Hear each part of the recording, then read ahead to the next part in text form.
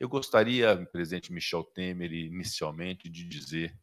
como premissa inicial de todas as discussões políticas do Brasil, da importância de nós destacarmos o fortalecimento da democracia, né, de tudo que nós vivemos nos últimos tempos. É sempre muito bom lembrar, enaltecer, ressaltar a importância de nós vivermos num ambiente democrático, em que as divergências são respeitadas, que essas ideias são debatidas. Nunca brigam os homens, sempre debatem as ideias. Isso é a essência de uma democracia. E ela que foi tão fustigada nos últimos tempos, agora, recentemente, no dia 8 de janeiro, celebramos, no âmbito do Congresso Nacional, a Casa do Povo, um ano a partir de uma eleição de 2022, nós temos trabalhado e mantido essa relação legislativo, judiciário e executivo em muito bom e alto nível de discussões, ainda que haja divergências, são divergências, como disse o ministro Barroso, estando nós imunes a intrigas, né, que são relações, obviamente, de divergências de pontos de vista. É natural que isso aconteça na relação entre poderes, mas uma relação muito respeitosa, uma relação de compreensão de que é nesta divergência que nós vamos conseguir conquistar bons caminhos para o Brasil. Eu mesmo, na relação que tenho com o Executivo, e me refiro ao Executivo, Dória, porque somos todos políticos, né, nós do Legislativo e o Executivo também eleito, não há convergência sempre. Eu tenho uma relação muito positiva e muito boa com o presidente da República, mas há naturalmente divergências que são por ele respeitadas e por mim também respeitadas. E citaria aqui uma série de exemplos em relação à autonomia do Banco Central, à privatização da Eletrobras, à lei das estatais, e diversos temas que eu tenho meu ponto de vista, o governo tem outro ponto de vista, e nós nos respeitamos e assim convivemos na melhor harmonia possível, e que vença, obviamente, dentro do sistema democrático, o exercício da maioria no parlamento, com a possibilidade de sanção ou não por parte do presidente da República daquilo que é feito no Congresso Nacional. Portanto, a reafirmação da democracia e o estabelecimento de relações sadias que constituam um equilíbrio institucional entre os poderes e entre as instituições é uma receita muito importante para se forjar um ambiente de desenvolvimento no nosso país. Nos últimos anos se revelou um poder absolutamente comprometido com as mudanças e reformas do Brasil. Foram inúmeras reformas que fizemos no âmbito da política, da previdência, no âmbito trabalhista, e ouvi parte da palestra do ministro Barroso quando dizia do problema da instabilidade jurídica advinda do excesso, dias agora recentemente entregue, um novo marco legal na área de ferrovias, um novo marco legal na área de cabotagem, a própria autonomia, e assim sucessivamente. Eu seria capaz aqui de elencar um sem número de projetos que, repito, são reveladores do compromisso que tem o Congresso Nacional com reformas estruturantes para o Brasil. E a principal delas, depois de 40 anos de debate, que de fato marca esse momento de compromisso com reformas que o Congresso Nacional demonstra, é de fato a promulgação da emenda constitucional referente à reforma tributária, ou seja, aquele Congresso Nacional que entregou uma reforma da Previdência ao país, que entregou uma reforma trabalhista ao país, que entregou uma reforma política ao país, também entrega uma reforma tributária que constitui uma expressão de simplificação, de desburocratização, de racionalidade tributária, exemplo do que outros tantos países do mundo já praticam com a unificação tributária. Portanto, essa reforma tributária, a despeito de suas divergências e de suas dificuldades, e com a compreensão de que ela também não é ideal, mas foi possível de ser realizada nesse instante, é também algo muito forte de revelação dessa capacidade do Congresso Nacional de atender aquilo que o Brasil precisa em termos de... Eu quero aqui destacar primeiro a importância de nós trabalharmos muito a pauta econômica do Brasil. Quando se fala de democracia, quando se fala de equilíbrio entre os poderes,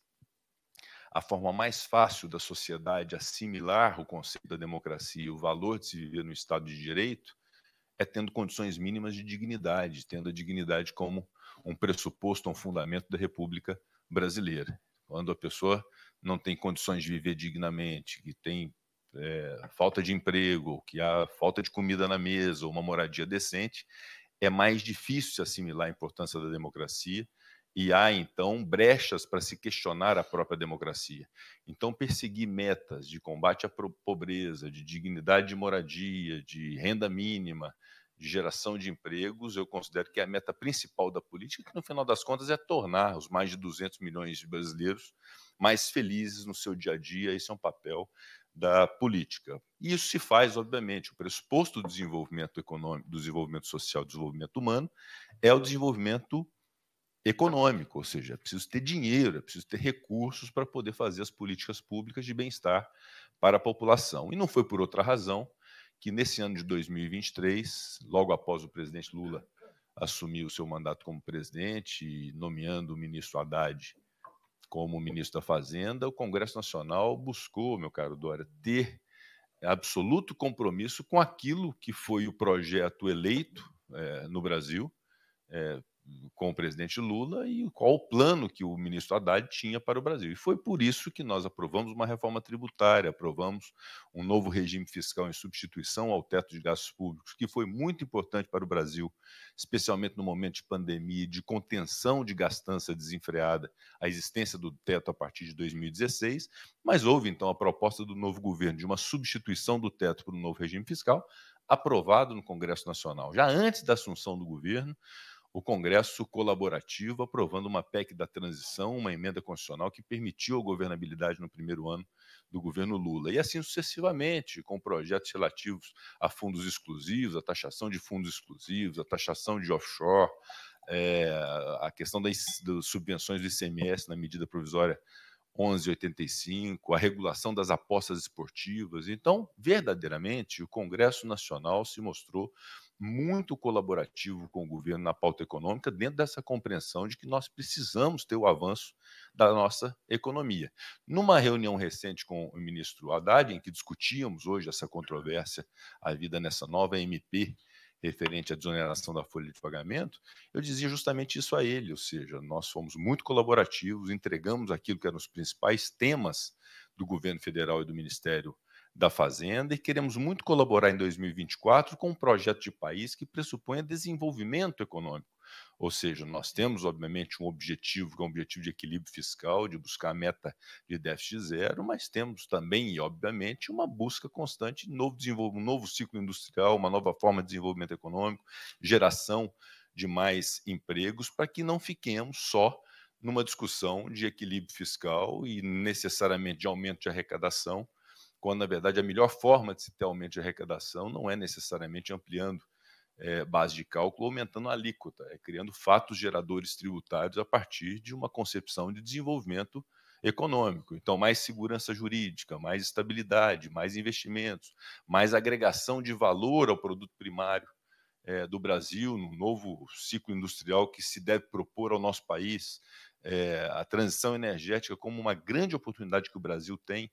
de sair na frente de outros países em razão de suas capacidades, das suas potencialidades que todos conhecem, da nossa biodiversidade, do nosso vento, do nosso sol, do nosso povo, do nosso território. E é o que o Brasil tem também, inclusive, para mostrar no fortalecimento das relações internacionais, é que é um país gigante, né, de dimensões continentais, com mais de 200 milhões de brasileiros e brasileiras, portanto, um grande mercado consumidor, e um país que tem tudo por fazer. Então, um país que tem tudo por fazer acaba sendo uma grande oportunidade de negócio para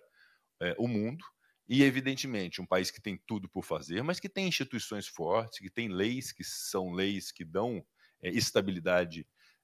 jurídica para aquele que aqui queira investir. Não é uma república frágil, é uma república forte, é uma democracia forte, é um país que as instituições funcionam, isso já está demonstrado. Aliás, nós temos motivo de muito orgulho em relação a diversos temas nacionais, o nosso sistema financeiro nacional, que dá orgulho ao nosso país, nosso sistema eleitoral de votação, que dá o resultado imediatamente, no sistema tecnológico, o nosso sistema único de saúde, que mostrou na pandemia a razão de ser de sua existência e a importância do servidor público brasileiro para o enfrentamento de crise. Então, nós temos muitos ativos importantes. Então, essa pauta econômica e mostrar, ao realizá-la nas relações internacionais, que hoje vão além daquilo que foi aqui dito, da nossa capacidade de fazer diplomacia através do Itamaraty, ou seja, há outras instâncias e outras formas de estabelecer essas relações internacionais que são muito importantes para o Brasil. Então, fortalecer a nossa economia, tomar medidas que sejam adequadas, é um compromisso que o Congresso Nacional tem com o governo federal, com o Ministério da Fazenda e com o povo brasileiro, porque nós queremos realmente ter uma economia forte, porque a compreendemos como um pressuposto de assimilação e de fortalecimento ainda maior da democracia e da nossa república. E avançando um pouco aqui no tempo, fazendo esse diagnóstico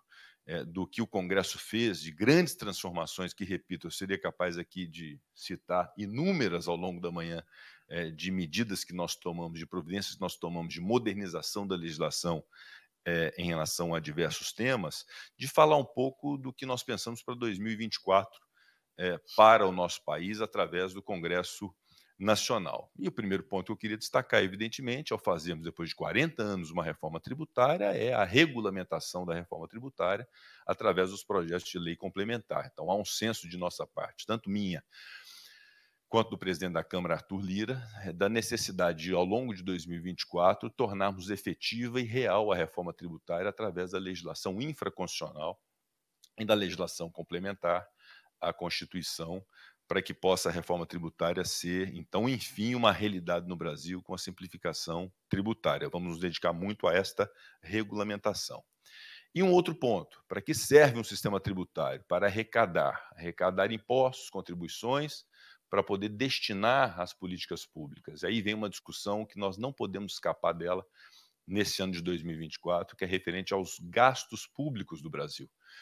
Além de uma discussão pura e simplesmente, Robson, de uma reforma administrativa, pura e simplesmente em relação aos servidores, uma discussão muito ampla sobre gasto público, quais são as nossas prioridades, quais as bases científicas, empíricas, claras que nós temos em relação aos investimentos que o Brasil precisa fazer a partir desta arrecadação. É na saúde, na educação, em que sentido na saúde, em que sentido na educação, é na infraestrutura ou não, que seja um conceito cientificamente montado de que é preciso investir tanto em cada um dos setores e em determinadas formas, não que vai engessar o trabalho parlamentar da indicação de emendas parlamentares, mas vai torná-lo mais eficaz, mais eficiente para o Estado brasileiro. Eu cito um exemplo do meu estado de Minas Gerais. A nossa maior obra, a nossa maior necessidade, Dória, no estado é a BR-381, a maior obra de infraestrutura que nós precisamos, que é a Rodovia da Morte, uma rodovia intransitável hoje e que não é duplicada, e passa governo e entra governo, e isso não se resolve. Então seria muito importante que os parlamentares tivessem a compreensão de que parte de suas emendas pudessem ser para essas obras estruturantes nos seus respectivos estados. Por vezes isso é melhor que mandar um portal de cidade, é melhor que mandar um tomógrafo, é melhor que um caminhão-pipa, é melhor que uma ambulância, porque é mais estruturante, são realmente necessidades, são necessidades que vão tocar o presente e o futuro de cada um dos estados. Então, uma discussão de gasto público profunda, com a participação do TCU, Câmara, Senado, do Poder Executivo, dentro de uma lógica que seja uma lógica racional de gasto público, eu considero que é um grande desafio que vem par e passo com a regulamentação da reforma tributária, e assim fechamos as duas pontas, a arrecadação e o gasto dentro de uma lógica racional. Se quisermos dar racionalidade à reforma tributária, daremos também racionalidade ao gasto daquilo que é fruto da reforma tributária, que é a arrecadação pública. Um terceiro ponto muito importante, que deve ser pauta e tônica do nosso ano legislativo, é a questão da transição energética e a proteção do clima. Diversos projetos tramitando no âmbito do Senado e da Câmara dos Deputados, recentemente aprovado o mercado de crédito de regulação do mercado de crédito de carbono, ao projeto 2308 de 2023, que dispõe sobre hidrogênio combustível e hidrogênio verde. Eles foram reunidos, ambos esses projetos, tanto que a Câmara quanto o Senado já reunidos num só e devem ser deliberados. A outorga de usinas eólicas offshore, que também hoje está no Senado Federal, e assim sucessivamente, um projeto recente de aceleração da transição energética, que é o 5.174. Então, essa compreensão também de que a transição energética, para além da necessidade mundial, é uma grande oportunidade do Brasil, também é algo que o Congresso Nacional está absolutamente antenado para poder evoluir com pautas concretas e com aprovação de legislação moderna, adequada, para poder permitir que o Brasil possa, de fato, ser um país de vanguarda na questão da transição energética. Outro ponto que eu devo destacar que eu sei também que é muito importante no âmbito do Poder Judiciário e do Poder Executivo, que é a regulação por lei da inteligência artificial e das plataformas de redes sociais. No que toca às plataformas de redes sociais, o Congresso está deliberando, o Senado já aprovou um projeto de lei que hoje está na Câmara dos Deputados, que busca justamente permitir dar limites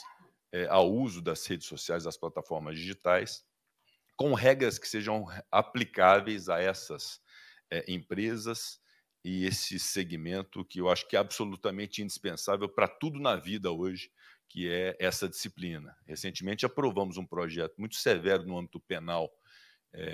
coibindo essas investidas de cyberbullying de jovens, de crianças, justamente em fruto dessa distorção que virou a rede social com disseminação de ódio, absolutamente sem critério e sem regras que disciplinem isso. Para além de outras tantas questões da produção jornalística que deve ser reconhecida também por esses institutos e devidamente remunerada. Então, uma série de temas que já foram tratados no Senado, hoje estão na Câmara, e a Câmara certamente deve apreciar no ano de 2024 e devolver ao Senado Federal. E o projeto de inteligência artificial é um projeto que é fruto de uma comissão de juristas, que eu apresentei como de autoria da presidência do Senado, está no âmbito de uma comissão especial do Senado Federal e deve até abril ser apreciado na comissão e no plenário do Senado. São 45 artigos, basicamente, justamente para que haja um limite em relação à inteligência artificial, não só para as eleições que se avizinham municipais e as outras eleições, mas para a nossa convivência, né? A convivência entre homens e mulheres, entre instituições, de haver uma disciplina em relação a esse tema. Também, então, uma lei que deve ser entregue em breve pelo Congresso Nacional à sociedade brasileira. Um outro ponto que eu gostaria de destacar, que eu sei que já foi objeto aqui de discussão, que é a questão da violência urbana e da violência no campo. No âmbito das cidades, todos nós aqui estamos acompanhando a escalada de violência e de criminalidade, sobretudo da criminalidade organizada,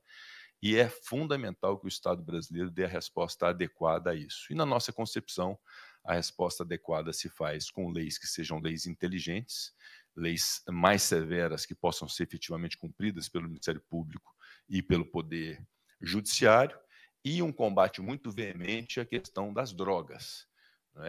Tudo de criminalidade organizada está vinculado, no final das contas, e o elo e o ponto comum é essa questão de droga no Brasil.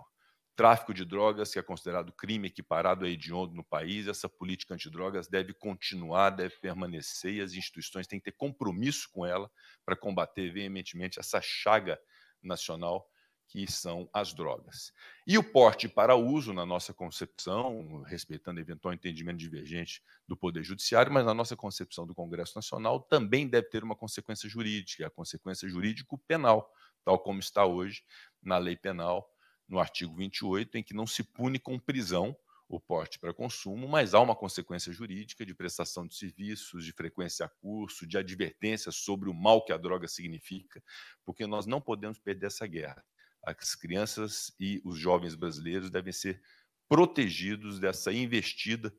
de traficantes, de criminalidade organizada, e isso se dá dentro de uma estruturação de uma política antidrogas muito ampla e que seja eficiente no nosso país. E no âmbito da segurança no campo, de fato, nós pretendemos já, a partir de fevereiro, inaugurar, Everton, uma ampla discussão sobre as invasões no campo, sobre a insegurança no campo, sobre o direito de propriedade. É muito importante que haja a compreensão de que não se pode exercer arbitrariamente as suas próprias razões. Se há alguma pretensão, essa pretensão deve ser submetida às instâncias próprias que devem julgar, mas não pode haver invasões indiscriminadas e virar um campo de guerra no campo entre proprietários de terra e aqueles que acham que também é proprietário. Isso se aplica a todos. Então, a garantia do direito de propriedade, a garantia de segurança no campo, em todos os sentidos, também é seguramente uma tônica do Congresso Nacional. Nós vamos, nos próximos dias também, avançar numa comissão que já existe no Senado Federal, que é a Comissão de Juristas de Revisão do Código Civil, sob a liderança do ministro do Superior Tribunal de Justiça, Luiz Felipe Salomão, a um refazimento do Código Civil, que tem 20 anos de existência, mas pontos de lacuna do Código Civil que estão sendo apreciados por essa comissão, que deve entregar ainda no primeiro semestre a mim como presidente, uma modernização nisso. Uma modernização que diga respeito, por exemplo, ao casamento homoafetivo, à união estável homoafetiva, que deve ser disciplinada em lei de uma maneira definitiva para poder ter clareza sobre direitos dessas pessoas que vivem sob esse tipo de regime, e outros tantos temas, como é a lei dos seguros, que nós devemos avançar também. Eu sei que o segmento está aqui representado, que é uma lei hoje sob a relatoria do senador Jader Barbalho, que diz respeito ao Código Civil também, e que deve, no primeiro semestre, ser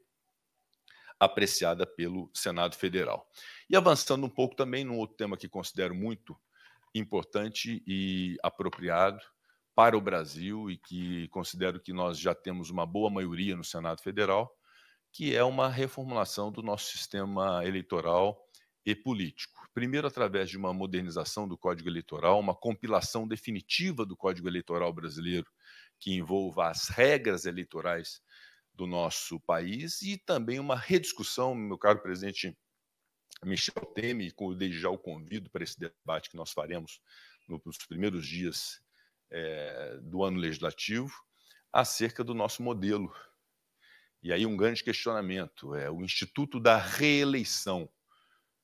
para presidente da República, para governador de estado, para prefeito municipal. O Instituto da Reeleição deu certo no Brasil? Foi algo positivo ou algo negativo? É uma reflexão que nós faremos, e o meu propósito particularmente é colocar fim à reeleição no Brasil, com a coincidência de mandatos e coincidência de eleições com mandatos de 5 anos. Eu considero que esse modelo, sem reeleição, com coincidência de eleições e com mandato de 5 anos, além da economia de dinheiro que isso representa em termos de fundo eleitoral, que acabou sendo criado como financiamento público,